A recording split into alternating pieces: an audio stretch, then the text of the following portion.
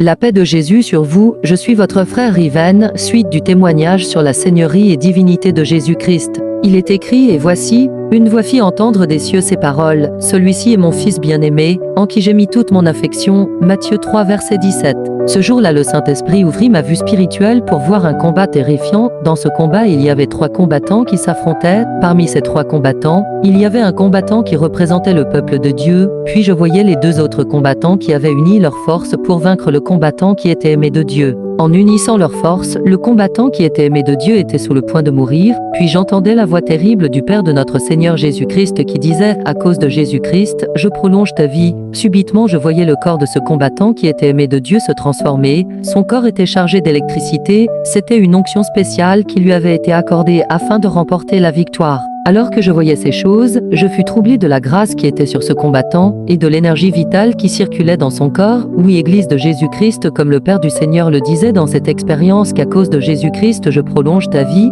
sachez-le à présent que ce combattant privilégié est l'Église de Jésus et qu'à cause de l'œuvre de la croix accomplie en Jésus-Christ vous êtes avantagés dans le combat. C'est pourquoi le Père veut être adoré à travers son Fils de gloire, Jésus-Christ. Ainsi il est écrit, lequel existant en forme de Dieu, n'a point regardé comme une proie à arracher d'être égal avec Dieu, mais s'est dépouillé lui-même, en prenant une forme de serviteur, en devenant semblable aux hommes, et ayant paru comme un simple homme, il s'est humilié lui-même, se rendant obéissant jusqu'à la mort, même jusqu'à la mort de la croix. Philippiens 2 versets 6 à 8. Je m'étonne que cette génération soit scandalisée parce que nous disons que Jésus-Christ est le Dieu Tout-Puissant, pourtant aucun homme n'a pu prolonger sa vie en ressuscitant par lui-même afin de passer encore du temps avec sa famille. Ainsi nous reconnaissons que nous sommes fous pour Jésus, tout comme vous êtes fous pour le monde. Par la grâce du Seigneur Jésus-Christ, je suis allé de victoire en victoire. Là-bas dans le monde spirituel, je n'ai pas vu un nom qui soit au-dessus du nom de Jésus parce qu'il est le Dieu Tout-Puissant. Il est écrit, c'est pourquoi aussi Dieu l'a souverainement élevé et lui a donné le nom qui est au-dessus de tout nom,